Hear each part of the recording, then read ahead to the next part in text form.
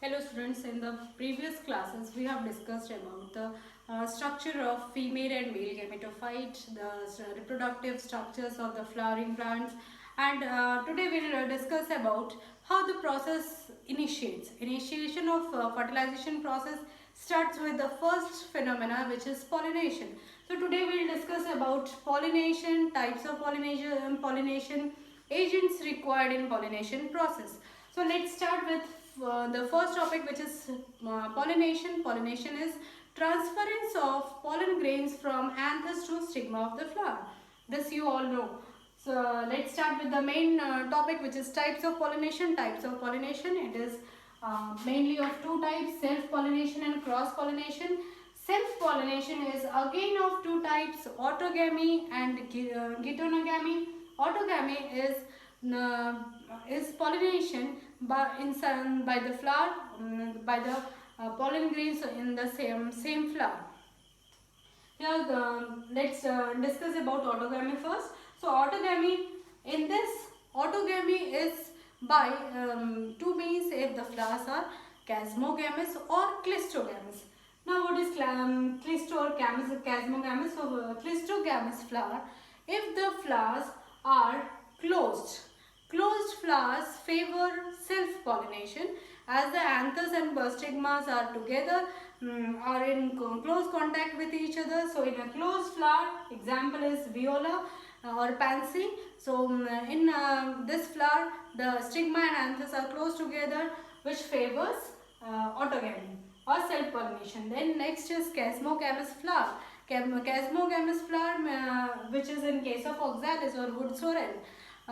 Chasmogamous flowers, the flowers are placed on the plant in such a manner that the anthers and anther and stigma are exposed to outside. When they are exposed to outside, the condition favors pollination or self-pollination. Exposed anthers and stigma. Clistogamous, closed flowers. Chasmogamous, open flowers with exposed anthers and stigma. Next condition is homogamy, which is in case of Catharanthus or Mirabilis. Homogamy is condition when the pollen grains, when the anther and stigma mature at the same time. Mature at a same time. So if the maturation period is same, then there is more chances of pollination, or that is self-pollination. Then bud pollination, if the pollination occurs at the bud stage, if the maturation of male and female reproductive structure takes place in the bud stage only, as in case of pea, wheat and rice, then the pollination is autogamous pollination or the bud pollination. Now in this clistogamous flower or the bud pollination flowers are purely autogamous, as there is least probability by pollination by other pollen grains. So clistogamous flowers, they are closed, and bud pollination, these are also closed flowers. So in these two, they are purely autogamous. Next condition is geitonogamy. Geitonogamy is pollination, a kind of self-pollination, where when the flowers are present on the same plant.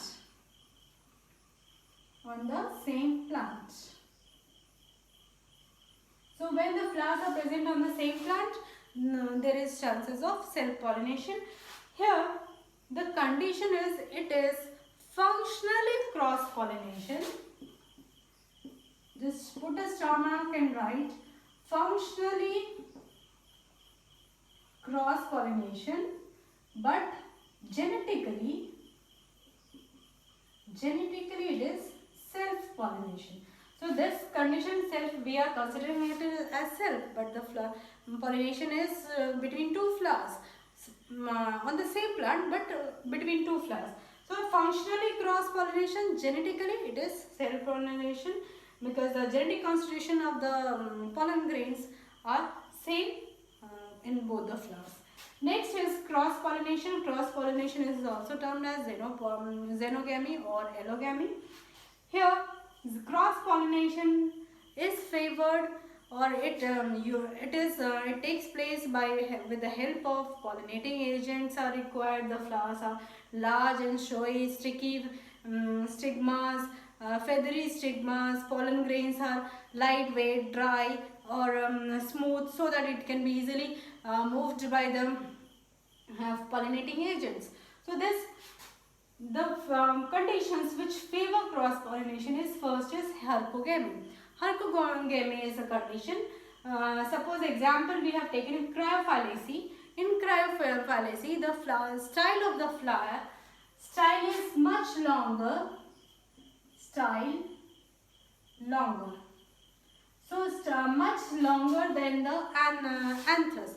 So when the styles are much longer than the anthers, so pollen grains are out of reach, or the style is out of reach of the pollen grains. This condition favors cross pollination. Self pollination is avoided here. Then the next example is Gloriosa. In Gloriosa condition, the anthers or the style lies much below the anther. So the anthers falls, it can spread outside, or it is not falling on the stigma of the same flower. So here first condition, style is much longer. Second condition, style is very short, or short style, which again favors cross pollination. Next is heterostyly. Heterostyly is also the same condition as hercogamy. Hercogamy, the condition is related to stigma, style and anther both, but heterostyly is all about style only, style which is the main part of gynoecium. Long style flower or short style flower. Long style flower out of reach of the pollen grains. Short style flower, pollen grains fall on the other flowers. So this is for cross pollination. Then next condition is unisexuality. Unisexuality is in case of castor maize. Unisexuality in castor maize, the male and female are present on the same plant, which we have discussed in Geitonogamy.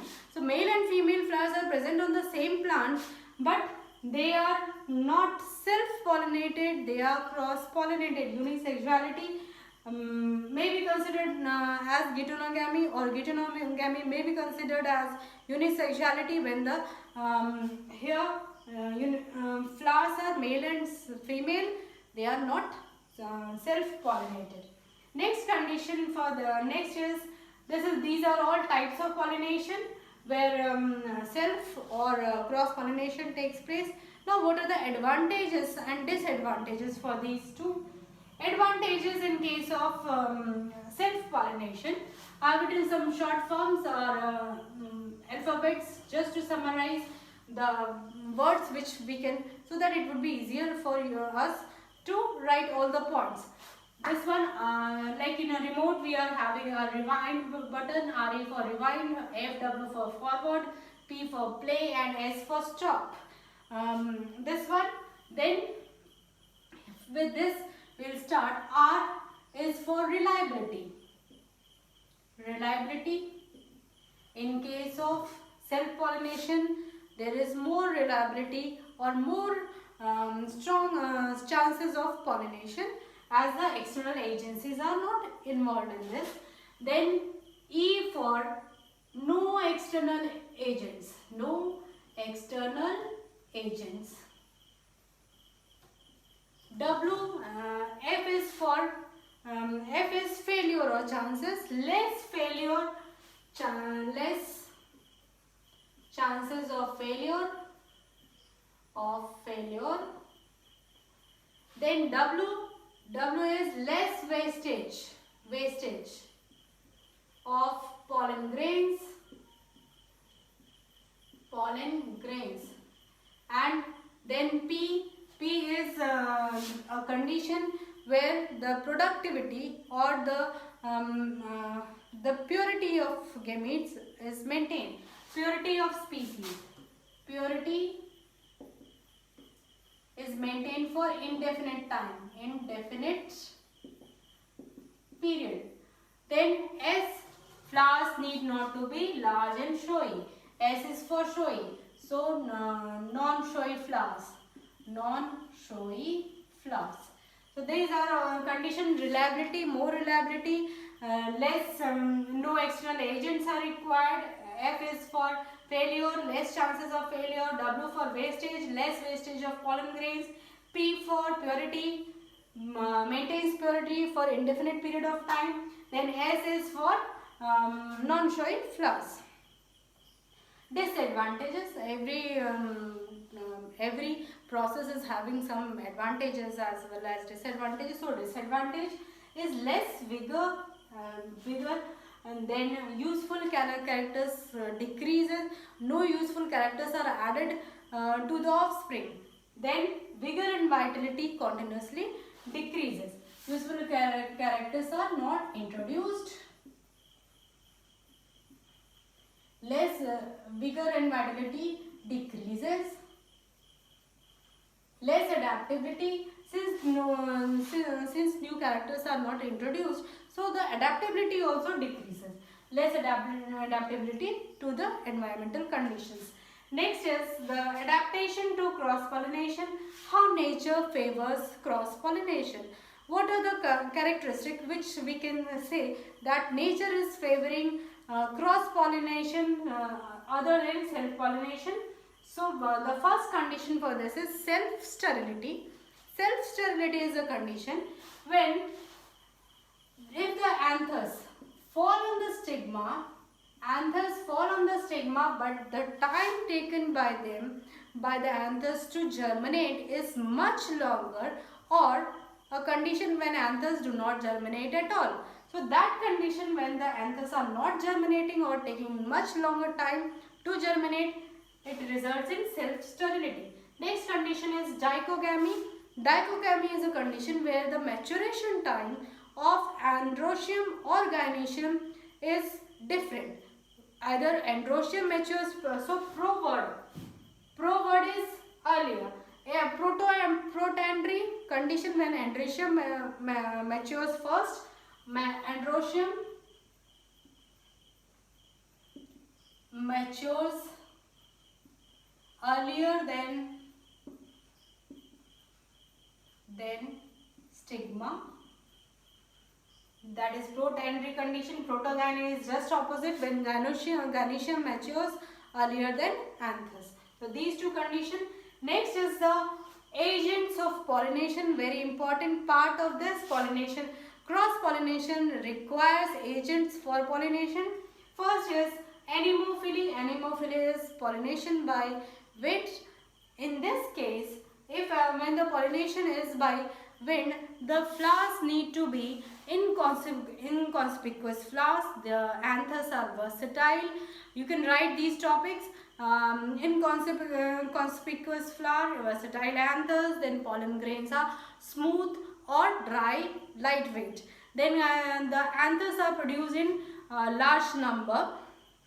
Anthers are produced in large number. Stigma is large, sticky and feathery. A single ovule in a ovary. Then numerous flowers in an inflorescence. All these conditions are for anemophily, because the flowers are large enough and they are the stigma and anthers are exposed towards outside. So the wastage of pollen grains is much more. So they are pollen grains are produced in large numbers. Stigmas are sticky or feathery to attract the pollen grains. Next is hydrophily. Hydrophily is pollination by water. The agent of pollination is water. Or in aquatic plants.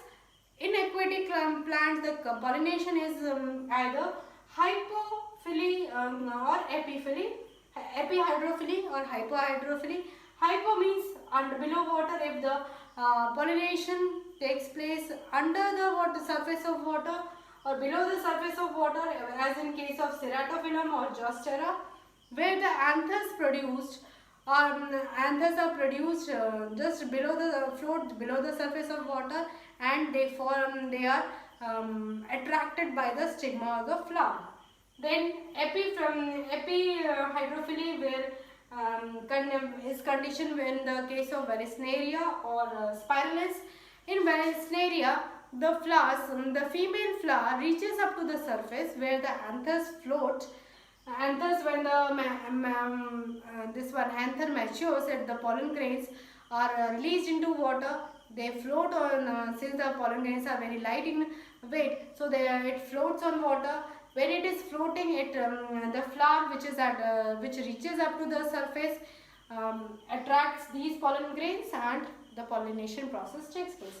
Next condition is entomophily. Entomophily is pollination with the help of insects. Ornithophily by birds. In these two conditions, the flowers are bright, showy flowers. Then nectar is present. This all the stigmas are in case of this pollen grains are sticky.